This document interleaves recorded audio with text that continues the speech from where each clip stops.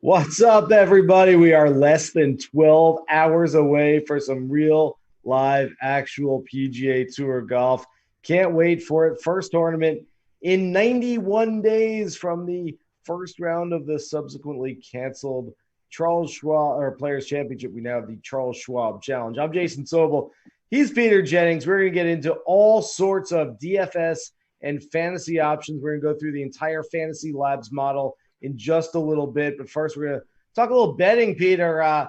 What's going on? I know you and I spoke a few days ago on our podcast. For those who may have missed it, or maybe they listened a few days ago and our minds have changed a little bit.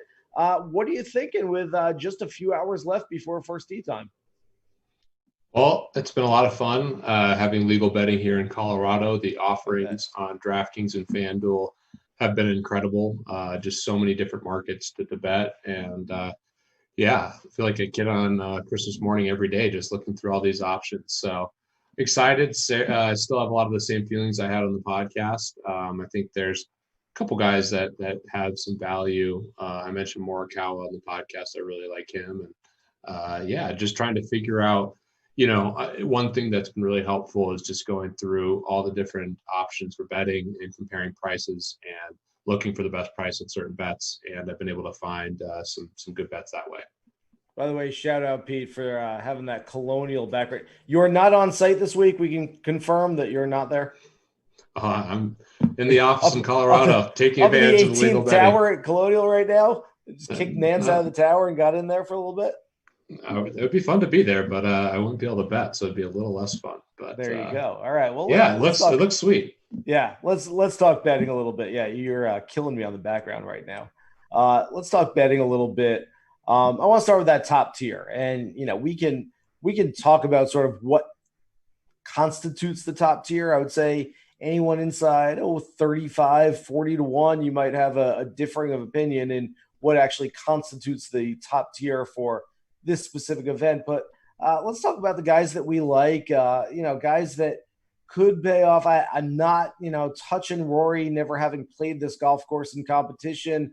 It's such a low number. I know he's gone from 8, moved to 10 in some books, but still doesn't do much for me. John Rahm, I like. His number is also too low. And so I'm starting it out with Webb Simpson, and I'm cautiously going with Bryson DeChambeau as well. I feel like I'm kind of moving away from it just a little bit, but Webb's a guy that I really do like a lot this week. I think a lot of people are interested in Webb, and for good reason. He's a very consistent golfer. His strengths are going to be hitting it straight and keeping it in play, which should play well at Colonial. You mentioned Rory. I think he's been even undervalued maybe the majority of the last year, but of course, he hasn't played, and his biggest asset being the driver. I'm not going to be betting him at short odds. So, yeah, you start looking at other guys. I think DeChambeau is interesting, but I'd make the same argument on him. I mean, his biggest asset now is length. I mean, DeChambeau is an absolute monster off the tee. It's just pounding the golf ball now, and that's really not as valuable at Colonial. So, I'm not really on any of these guys in the top tier. I mean, I like JT. He's one of the best golfers in the world with an iron in his hand, and I think he should be able to find fairways and short clubs off the tee in certain spots. Webb Simpson makes a lot of sense. Sander makes sense, but I think I'm more interested in the guys a little bit below them. Yeah, my thoughts on Bryson, and you can't quantify intangibles. And I know that you live in an analytical world where you're looking at stats, you're looking at numbers.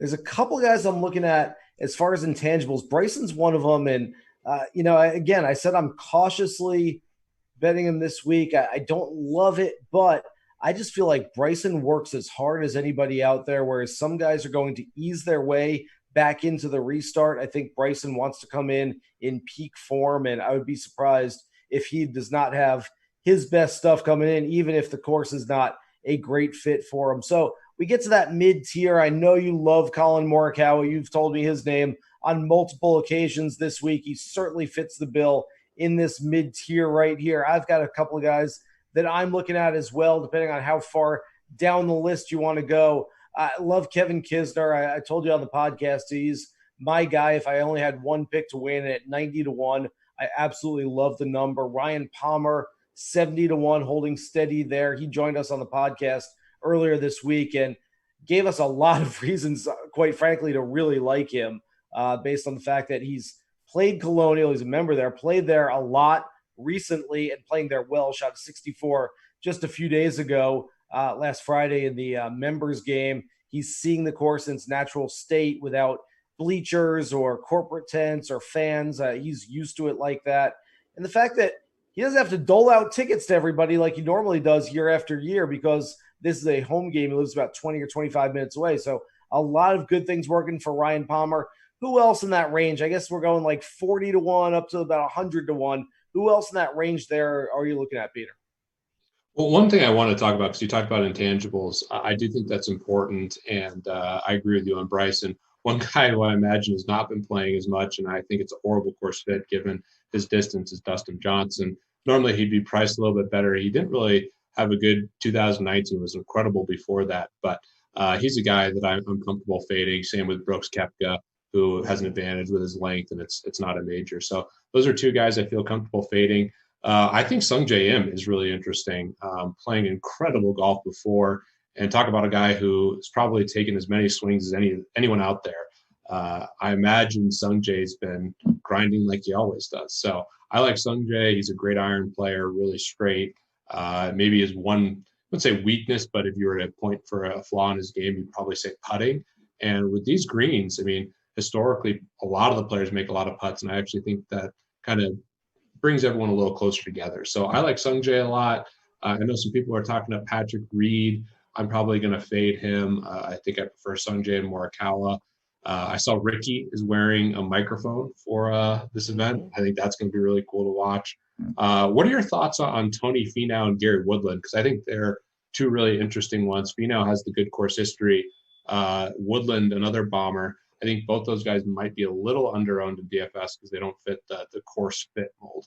Yeah, I would tend to go Finau over Woodland, but I really don't love either of those guys. And it's interesting, Peter, because you mentioned the DJ fade. I'm fading DJ this week. Bubba is another guy I think it's an absolute horrible course fit. In fact, one of the worst player to course fits that you could find out there would be Bubba at Colonial. There's a reason he hasn't played here in 12 years. And so really don't like Bubba this week. But you and I talk about it all the time when we're breaking down tournaments. It's not just who you like, but it's who you don't like and who you're fading that week. You know, who are you getting out of your DFS lineups that could be highly owned? Who are you taking against it in matchup bets? And quite frankly, that's what makes this week so hard. First of all, you've got guys who took the last 3 months off. Secondly, you've got such a good field that Colonial doesn't usually get. And you've got guys like Rory McIlroy and Justin Thomas playing here in competition for the first time. And thirdly,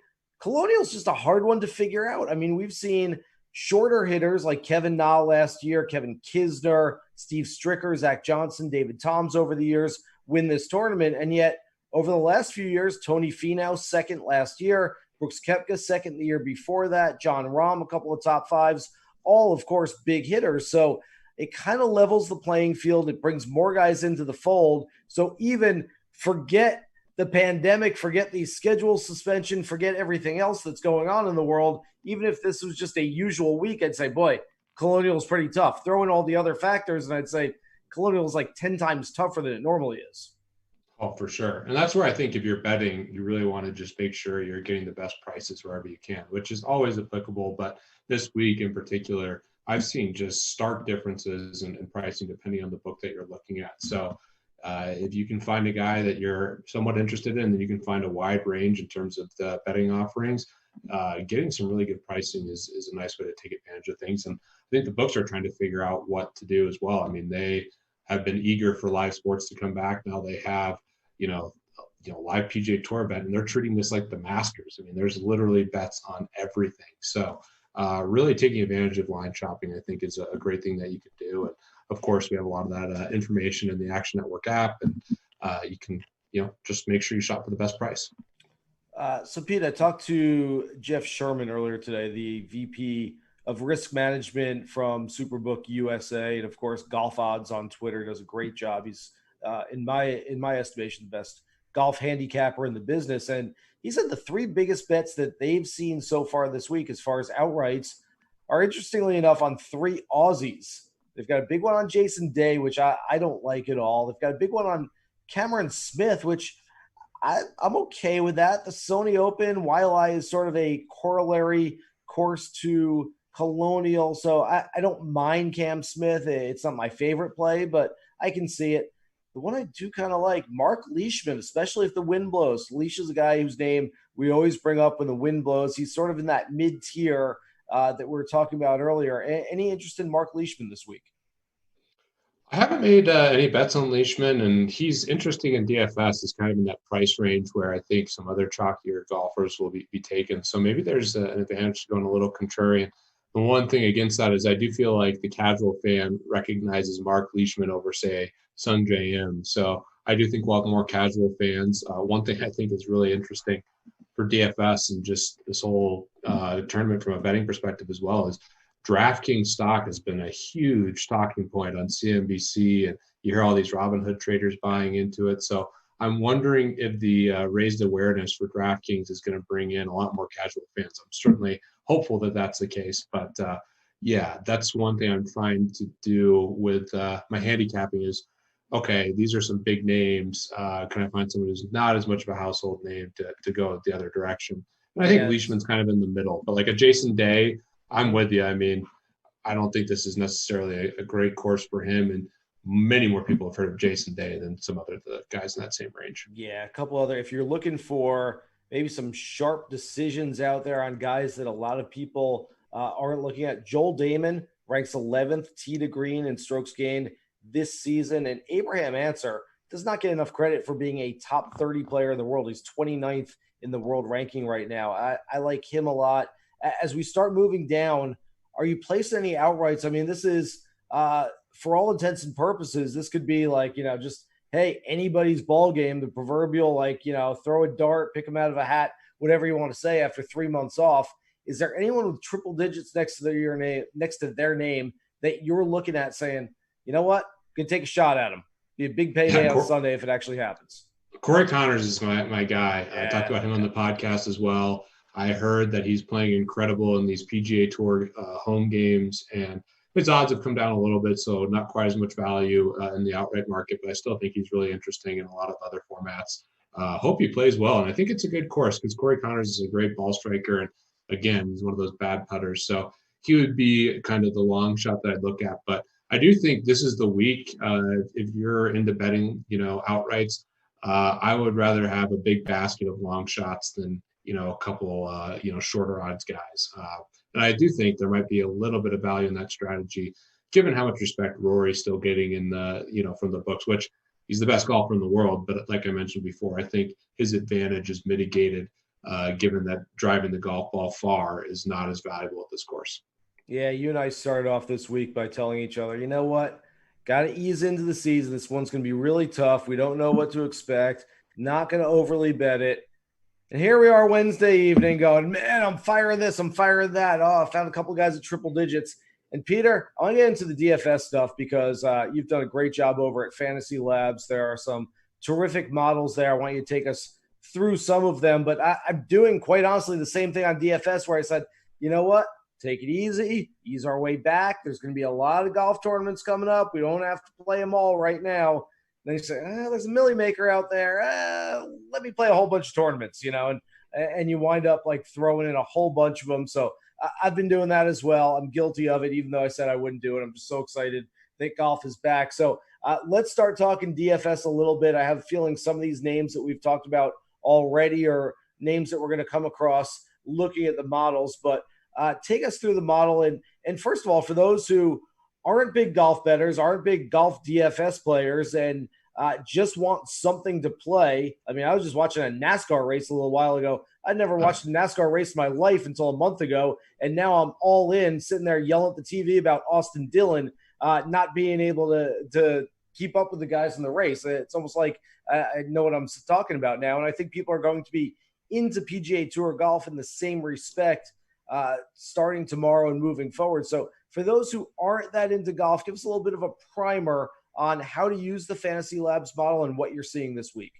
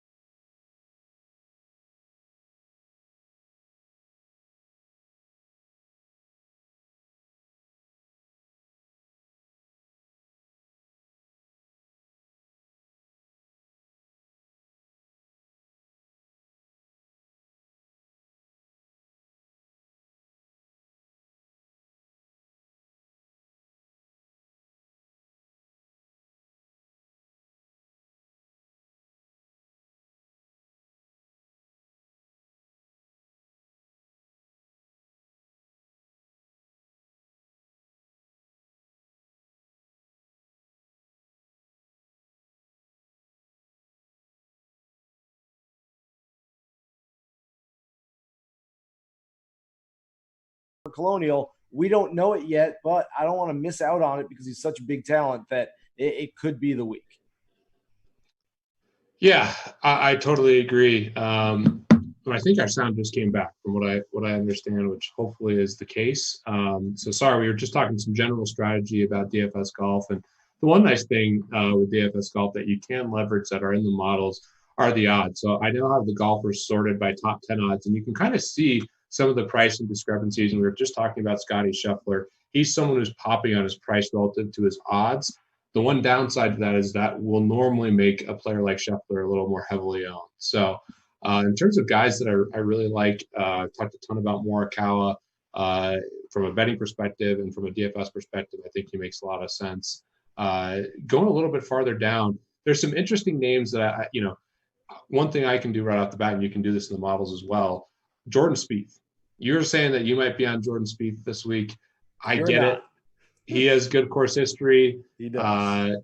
This is obviously he's a Texas kid, and he plays well in spots, really well. I mean, he's probably the best putter we've ever seen in golf, and if he can get it going, enough. Now you can click it. Now I'm gonna unlike him because I think it's so important to find fairways, and I'm gonna wait to see it happen with Spieth before I start rostering him. So one thing you can do in the models is start going through and you can figure out the guys that you really like, but also a good process for making teams is, okay, I don't like these guys. Eliminating players from your player pool is another way to make sure you're kind of building around the pool of guys that you want. So I like looking for guys that I would eliminate. We talked about Dustin Johnson earlier. I'd get rid of him.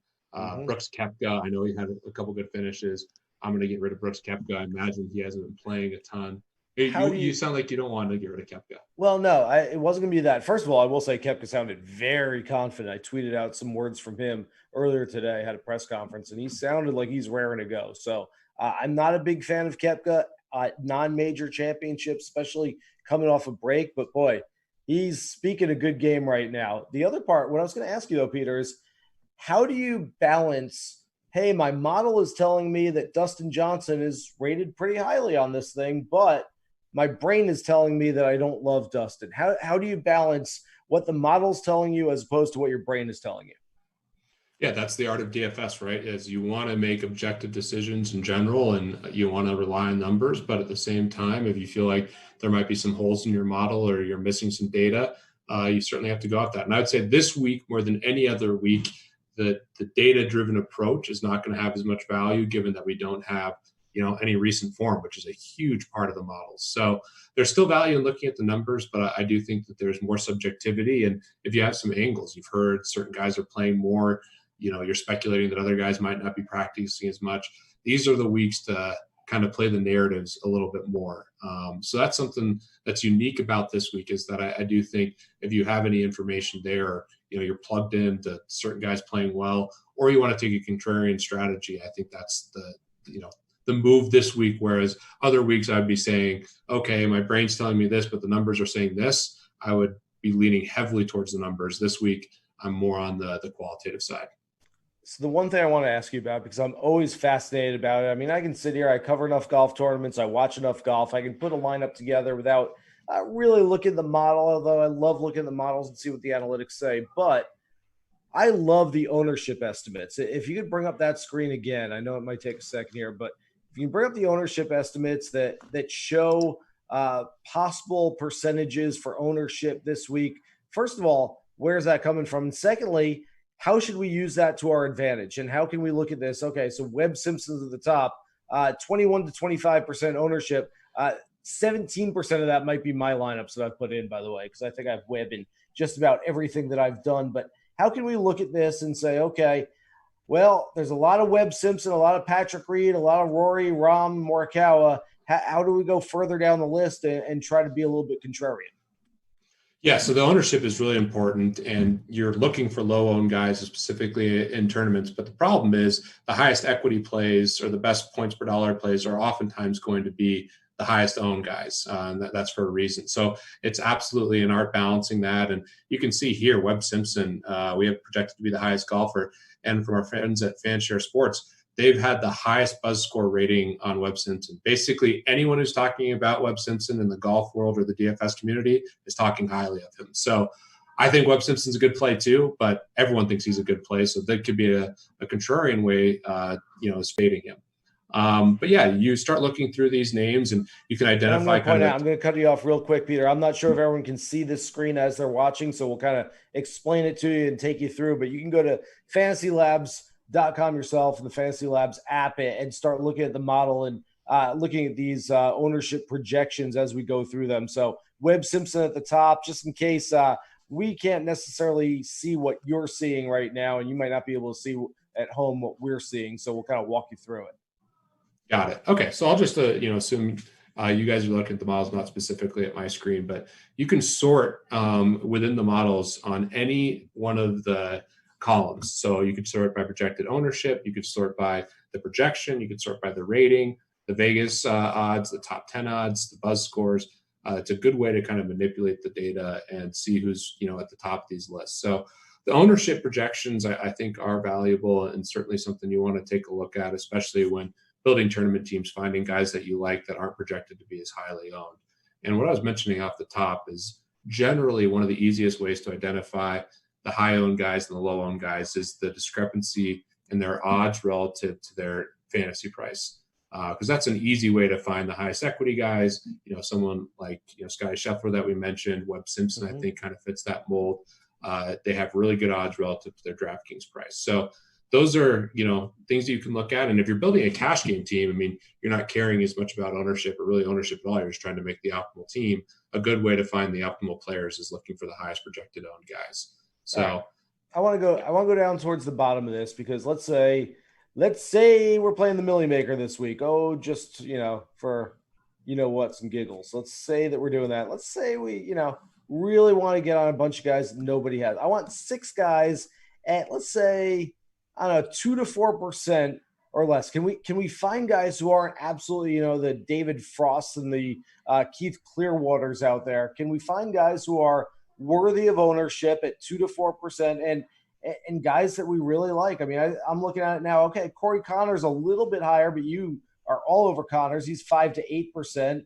I see Jim Furyk, who I love at 7,100 at 2 to 4%. Zach Johnson, I like a lot, 6,800, 2 to 4. Scott Piercy is an interesting one to me. I've actually gotten Piercy into a few lineups, 6,800. He's 2 to 4%. Anyone else out there that strikes you as a guy that, hey, you know what? I might not love him, but I like him enough at this ownership percentage that I'm going to plug him into a few lineups and hope that I have a contrarian lineup. Love the Scott Piercy call. I think that's really sharp. I was going to bring up Jim Furyk because if there's a course that fits Jim Furyk, this certainly would be it. Historically, Jim Furyk's been a tougher guy to roster in DraftKings. I like to take him more in matchups and in betting formats just because he doesn't make as many birdies. And that's one other really important thing if you're new to daily fantasy is you'd rather take a guy who makes 2 birdies and 2 bogeys than a guy who makes 4 pars. The scoring in fantasy is much more oriented around the higher variance, birdie making type of players, which suits, guys that aren't Jim Furyk that are really consistent. So I do like Jim Furyk though. I think it's a really good course. And if he wins the tournament, he's going to be in the winning lineup. So I do think he's really interesting.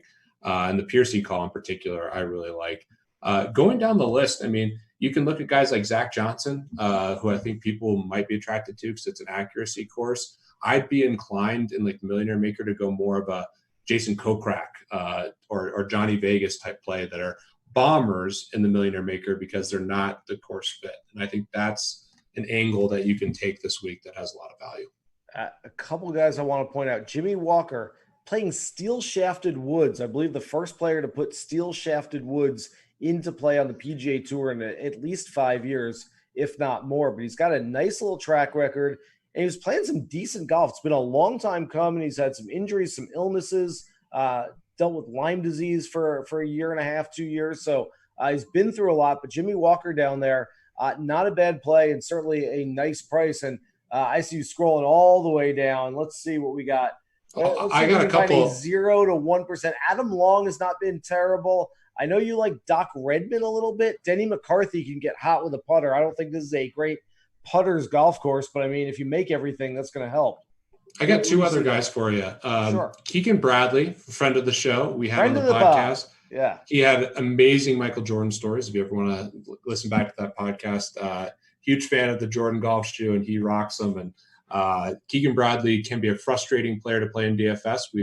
It's a commonly thing that someone's gone full Keegan, but I actually like the course fit here a lot for him. His strength is the driver, but he's also very straight, and his weakness is the putter. And I do think that bad putters can make more putts on these specific greens, and we've seen that historically. So I don't mind going with Keegan Bradley at all, and I think a lot of people will be off of him. So he's someone that I think is really interesting. And then, getting farther down, yeah, you mentioned a couple guys that I'm pretty interested in. I brought up Danny Willett on the podcast as well.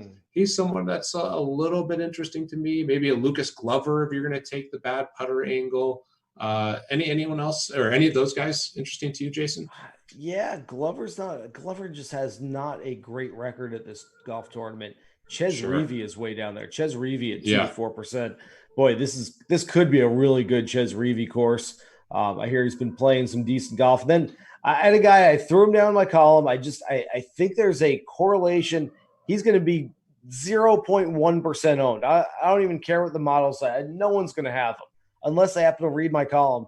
Tyler Duncan, who quite frankly has not been good since he won at Sea Island late last year, but I know he's been playing well. I had a couple of buddies who played in this big money game at TPC Sawgrass a few weeks ago that was set up by Fred Funk. Tyler Duncan went out, won that 2-dayer. They rolled in like a 50-footer on the last hole to clinch it. There were guys like Billy Horschel and Lonto Griffin and Russell Knox who played in that, I don't want to call it an event, but played in that game with those guys, probably about 40 or 50 players. And so beat some pretty talented players, shows he's in some decent form. So Tyler Duncan maybe is a total out of the dark long shot. Why not? Yeah, I like it. I think that's a good launch shot, and you're going to get them low owned. And there's additional incentive in the Millionaire Maker and the $555 tournament where they're giving money away for the low round. So, John Rahm shoots the low round. You and 20% of the field or whatever are going to split the 100,000. But if you have a guy that's 0.5% owned and they shoot the low round, that's some extra cash in your pocket. And you could have a team, where 3 guys miss the cut and it doesn't cash, but you have a player that shot the low round. So there's even more incentive to diversify your lineups. And I do think it's a really good week to diversify and have exposure to more golfers, given that, it's the first tournament since the Players, which was 91 days ago, like you referenced. I want to see how good you are at this math, Peter. 170,000 lineups in the Millie Maker. Let's say a guy's 1% owned. They're giving out, was it 50 grand a day? Yeah, that's you're looking at 30 bucks about. 30 bucks? Okay. All right. I like that. 0.1% would be about $300. Okay. Yeah, 0.1%, $300. It's it's another little wrench in there to think about as you're making these lineups. And I love looking. If you get like one of the real low, like 0.1s, like, that's 170 people, but let's say you're one of 100. Now you're talking $500. So, well, that's what, your Duncan might have been that guy if you went to talk them out. If you went to talk them up, Sobel, you're moving. Nobody's listening to me. Nobody's listening to me. They're fading me. I get people on Twitter all the time. They circle my record on the Action Network app, and then they screenshot it, and they say, "I'm going to fade you." And I go, "Good luck with that. I've only been out here doing this thing for about 16 years on tour, so I got a couple credentials up there." You got a lot of credentials, Sobel, and only haters would say something like that. So that's a classic Twitter move. But yeah, it should be a lot of fun. We're both excited, and there's a lot of out here shots. Blocking my haters, Peter. Look at the shades. I love that. I can't wait. Less than 12 hours away. The Charles Schwab Challenge, first PGA Tour event in 91 days. Boy, get excited, people. If you're betting, good luck. If you're playing DFS, good luck. Go to Fantasy Labs. Check out Peter's model. Check out those ownership percentages and check out everything else we've got. He's Peter Jennings. I'm Jason Sobel. Good luck hitting the green this week, guys. Good luck, everybody.